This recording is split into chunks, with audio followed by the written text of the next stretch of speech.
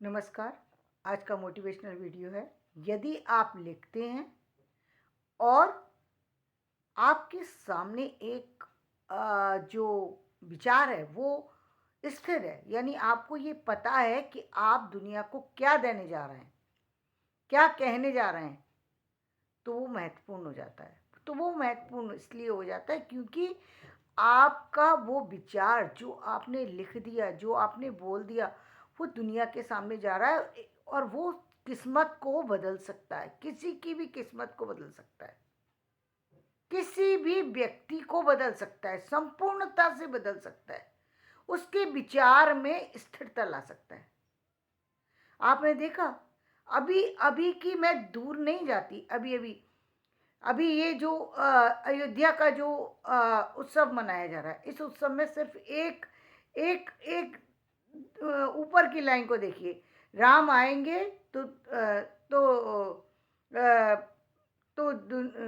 राम आएंगे तो पलकें बिछाएंगे, यानी वो पलकें बिछाने का शब्द, या उनके राम आएंगे तो खुशियां मनाएंगे, या और जितने भी दीप जलाएं, राम आएंगे तो दीप जलाएंगे, ये एक एक शब्द जो है कहीं ना कहीं किसी के आगमन का संकेत दे रहा है, किसी न किसी उत्साह का संकेत दे रहा है, किसी न किसी ऐसी स्थिति को उजागर कर रहा है जो कि किसी के आने की आतुरता को व्यक्त कर रहा है कि कोई व्यक्ति इतना श्रेष्ठ है कि जिसके आने की, और या कोई व्यक्ति इतना इतना पावन है कि उसके आने की इतनी खुशी है, इतनी खुशी है, इतने उत्साहित हैं लोग कि कुछ भी हो उनके आने पर हम फूल बरसाएंगे, उनके आने पर हम दीपक जलाएंगे, हम उनका स्वागत करेंगे, हम उनके स्वागत में खड़े रहेंगे।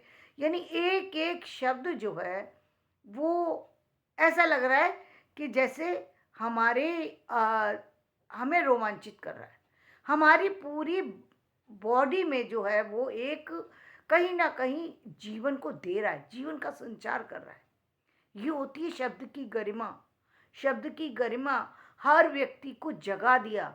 सिर्फ इतना ही नहीं किया, पूरे विश्व में डंका बजा दिया।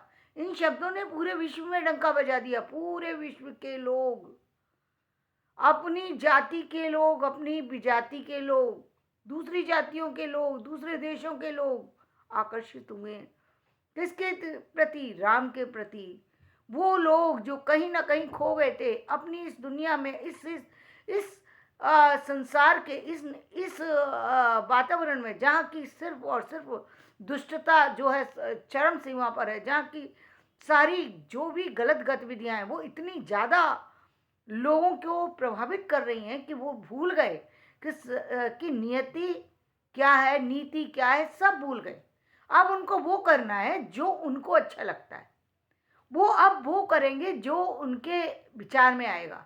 अब उनके लिए ना कोई सिद्धांत काम करता है, ना कोई नीति काम करती है, ना कोई विचार काम करता है, ना कोई वेद है, ना कोई पुराण है, ना कोई भगवान है, ना कोई इंसान है। बस वो जो है वो सब सर्वश्रेष्ठ है। ऐसे वातावरण में जीने लगे लोग, जहां भूल गए फर्क, जहां उनके कहने से दिन होती थी, उनके कहने से रात होने लगी। वो ये ही नहीं समझ रहे हैं कि सत्य क्या है, सत्य को बदलना चाहते हैं, और जो इतना असत्य है उसको उसको ओढ़ करके अपने जीवन को चलाना चाह रहे थे। एक प्रकाश की एक किरण आई, एक लाइन आई, एक शब्द संगीत के द्वारा जो गंगा बही, उस गंगा ने सबको पावन कर दिया। वो पावन करके चली गई सारे लोगों के दिलों में। ना जाने, अब देखना पूरे इस संसार का स्वरूप बदलना शुरू हो चुका। राम आगमन से पूर्व हुआ था, राम आगमन के दिन पूरी तरह हो गया, पूरी तरह दुनिया बदल गई। ये 1000 साल का इतिहास ही नहीं बदला है, ये कई हजार साल का इतिहास पूरी तरह बदल गया है, पूरी तरह बदल गया है,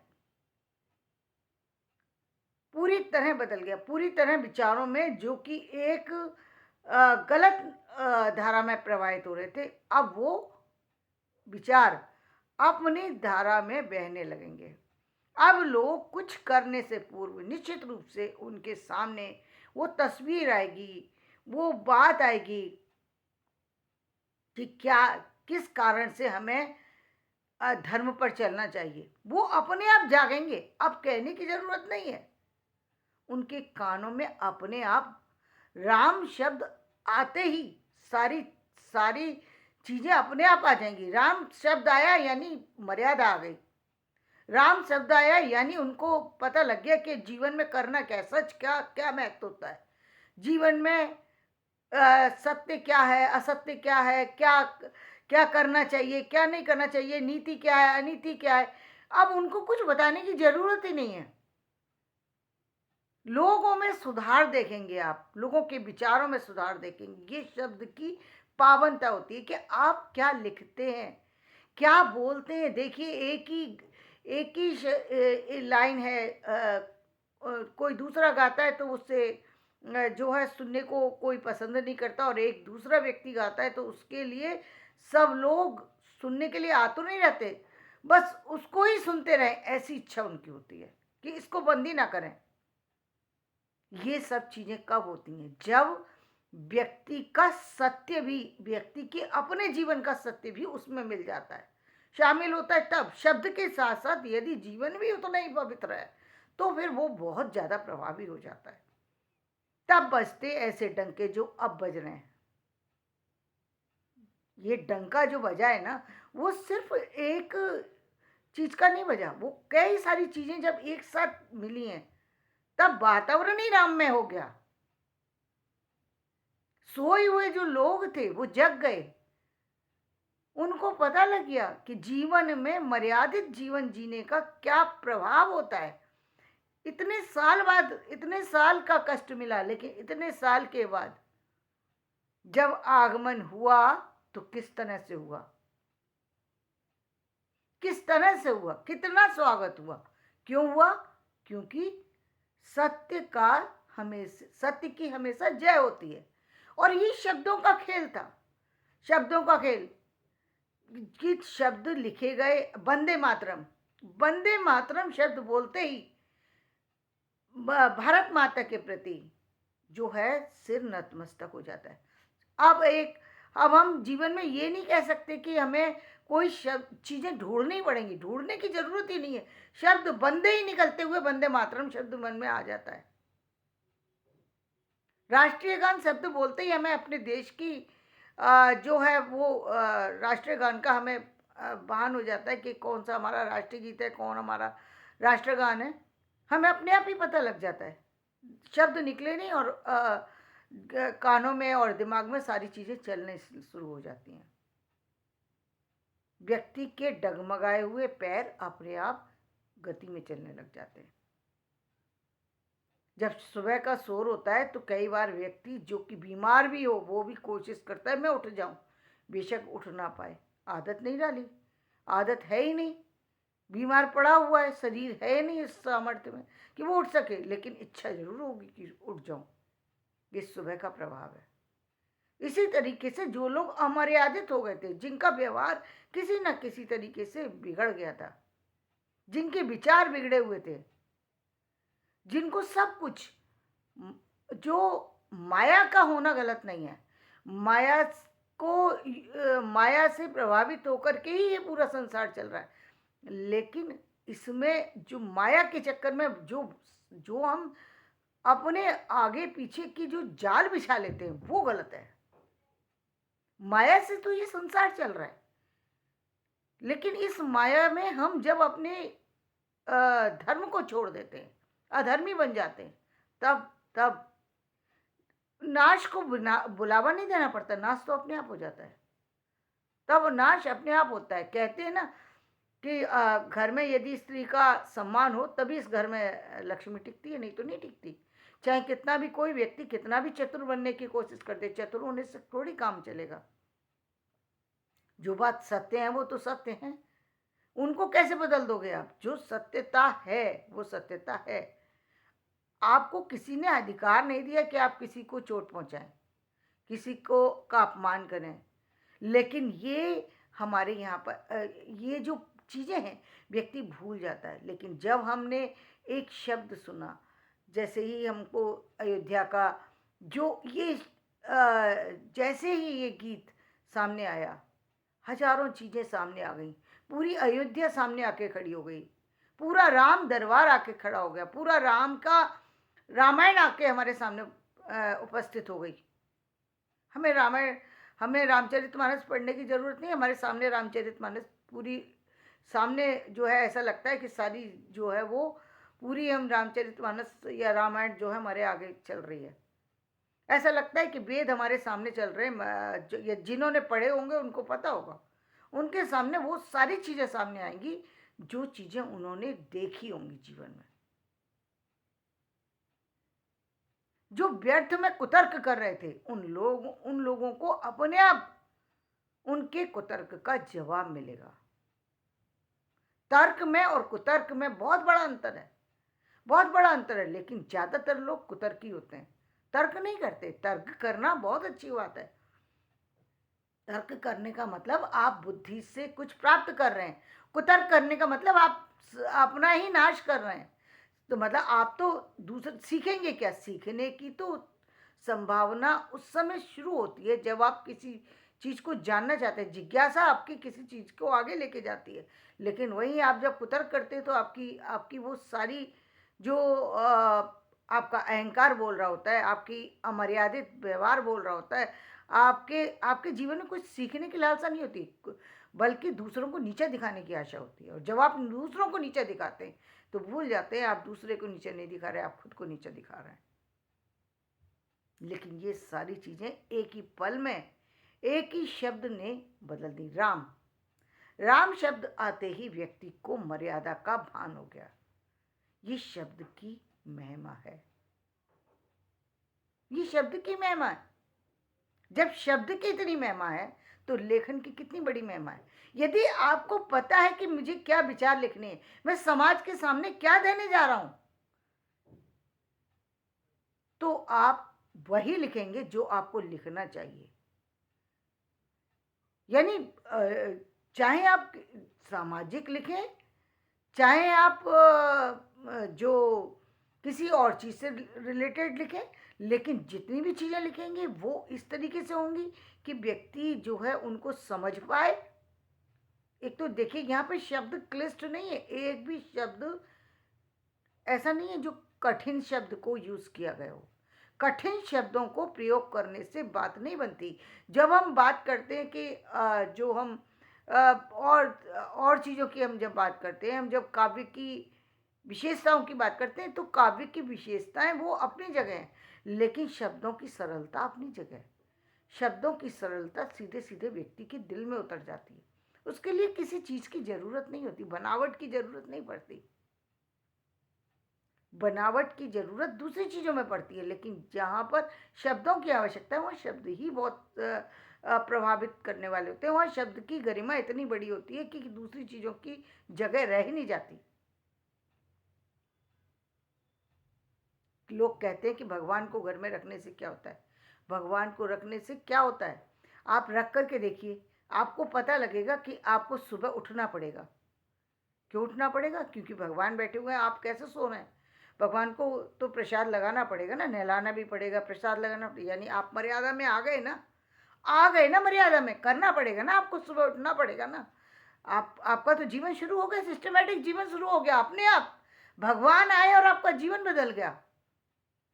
आपको सुबह उठना पड़ा, भगवान को नहलाना पड़ा, नहलाने के बाद आपको उनके लिए प्रसाद भी लगाना पड़ेगा।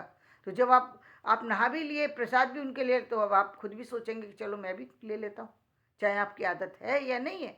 यानी आपका जीवन में बदलाव शुरू हो गया। देखिए पहले लोग हर व्यक्ति को समझा नहीं सकते थे, तो ये सरलता से चीज़ें उन्होंने रख दी कि हाथ धो करके किचन में जाइए, पैर धोकर जाइए। लोगों ने कुतर करना शुरू कर दिया। अरे क्या दिमाग खराब कर रखा है, अब हर बार हाथ धो करके जाएंगे, हर बार किचन में ऐसे जाएंगे। हम तो कैसे भी जा सकते हैं, जाइए। कोरोना ने सब सिखा दिया, तब आप मान गए। जब आपने अपने परिवार के लोगों को खोया तब आप मान गए। जब आपकी जान पर आ पड़ी तो आप मान गए कि हाँ हमें मानना चाहिए, क्योंकि क्योंकि नियम तो सही थे, ये नियम तो सही थे। हाथ धोकर के जाना चाहिए था। पैर पैर से चप्पल उतार के इसलिए जाने की बात कही गई है क्योंकि वहां पर भोजन बन रहा है। एक एक ऐसे हाथ हिलाने में हज़ारों जो है जीवाणु जो है वो आपके हाथों में लग जाते हैं, करोड़ों। तो जो उस भोजन में कितने भोजन कितना विषाक्त हो जाएगा, जिसको आप लेने के लिए जा रहे हैं। और वो भी कैसा कैसा आप भोजन करते हैं आजकल। आज बनाया हुआ कल खा रहे हैं, आज की छोड़ दीजिए, 6 महीने बाद खा रहे हैं। ये क्या है? आप भोजन को प्रिजर्वेटिव डाल डाल के रख लीजिए, अचारों को डाल डाल के रख लीजिए और खाइए, और आप उसका परिणाम देख रहे हैं। परिणाम देख रहे हैं, लोग मानने के लिए तैयार नहीं होते। लोग मानने के लिए तैयार नहीं थे। वो कहते हैं कि ये कैसी अमर्यादित बातें कही जा रही हैं। अरे इससे क्या होता है, सारी दुनिया खा रही है तो खाइए, सारी दुनिया बीमार भी तो हो रही है, आप भी बीमार हो जाइए। किसने मना किया है? आप होइए, बीमार होइए। आप जो मतलब ईश्वर ने आपको सब कुछ दिया, लेकिन आप अपने हाथों से सब कुछ मिटाने के लिए चल दिए। और एक वो व्यक्ति है जो मर्यादा में रहने लगा, चाहे वो कितनी भी परेशानियों से चाहे जीवन में शायद कुछ भी ना लेकर के आया हो, लेकिन उसकी मर्यादा ने उसके जीवन को बदल दिया, उसकी परिस्थितियों को बदल दिया, भाग्य को बदल दिया। भाग्य बदलता है कब? जब आपके कर्म बदलते हैं। कर्म कब बदलते हैं? विचारों से। विचार कब बदलते हैं? आप किसी के सुनने से, किसी की खास बात को सुनने से, या किसी की बातों को पढ़ने से, या फिर सुनने से या देखने से। इनसे विचार बदलते हैं। इसीलिए हम कहते हैं ना, टीवी पर हमें वही दिखाना चाहिए जिनसे लोगों को कुछ मिल सके। इसीलिए लेखन को बहुत सोच समझ करके लिखने और बोलने की, समझने की आवश्यकता है। आप क्या दे रहे हैं समाज को, आपको पता होना चाहिए कि आप जो लिखने जा रहे हैं उसका लाभ क्या होने वाला है। यदि ये बात आपके माइंड में है तो वो जो आप लिखेंगे वो कई गुना बेटर हो जाएगा। कई गुना क्या, मैं तो ये कहूँगी कि शायद वो जीवन को श्रेष्ठ बनाने का एक निमित्त ही बन जाए। जैसे ये श्रेष्ठ बनाने का निमित्त ही तो बना। ये एक राम आएंगे तो अंगना सजाऊंगी, तो अंगना सजाने की बात जो आई, इसका मतलब सीधी सीधी बात है कि मुझे किसी के स्वागत की तैयारी करनी है। स्वागत की तैयारी कैसे करता है व्यक्ति? सब साफ सफाई करके आगमन के लिए आतुर होता है। अपने आप को स्वच्छ करता है, परिवार को स्वच्छ करता है, घर को स्वच्छ करता है, घर की सारी गंदगी को हटा देता है। स्वागत की तैयारी तो ऐसी होती है ना। उसके बाद फिर सारी चीज़ें आती है कि आपके पास क्या क्या चीज़ें हैं जिससे आप अपने घर को सजा सकते हैं। फिर आती है आप क्या क्या खिला सकते हैं सामने वाले को, फिर आप किसको क्या उपहार दे सकते हैं। तो ये सारी चीज़ें कितनी श्रेष्ठ हैं, जो आपके दूसरा का तो आगमन हुआ, लेकिन आपका खुद का जीवन देखिए कितना पावन हो गया, कितना पावन हुआ। ये होती है शब्द की शक्ति, ये होती है विचारों की शक्ति, ये होती है लेखन की क्षमता। तो लेखन में हमेशा आपके सामने आपका वो विचार होना चाहिए, वो थॉट होना चाहिए कि आप क्या लिखने जा रहे हैं, क्योंकि आपके लेखन का प्रभाव कहीं दूसरी जगह पड़ने वाला है। कोई दूसरा व्यक्ति उसको सुनने वाला है, देखने वाला है। पूरे भविष्य को बदलने की क्षमता रखता है आपका लेखन। तो वो बहुत महत्वपूर्ण है। वो उसके लिए ये कह पाना कि ये कोई फ़र्क नहीं पड़ता, कुछ भी लिख दो, कुछ भी नहीं लिखा जा सकता, कुछ भी नहीं सोचा जा सकता। आप यदि एक डायरी भी लिखते हैं, आप यदि एक आत्मकथा लिखते हैं, तो उसके पीछे कोई संदेश होना चाहिए।